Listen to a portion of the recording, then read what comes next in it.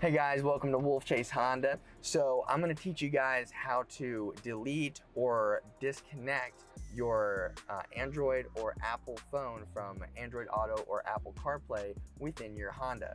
So I've already got mine connected, as you can see here on the screen, okay? So if I want to disconnect someone's phone, maybe my phone, or delete my device out or someone else's device out, from here, from the screen, you're going to hit Home, okay? You're going to go into Settings, Connections.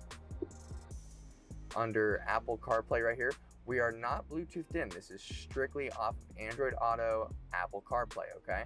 Go into whichever category you're in, okay? This is me right here. Click on the name.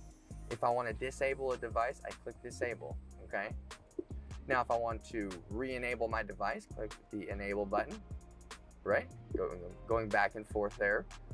Now, if I want to delete myself out or delete someone else's device out, this big red button up here in the top right corner called Delete, press that, hit Delete down here, and there you go. So, in the event that this person wants to reconnect up to Apple CarPlay, okay, they would have to just simply plug back in like this, okay, and it's just going to ask them to enable the phone. Yep, you want to enable it just like that, and there you go. They have access again to Apple CarPlay. So I hope this lesson was very, very simple for you guys. If you have any questions, I want you to leave those in the comment section down below. If this helped you, please give me a thumbs up on the video.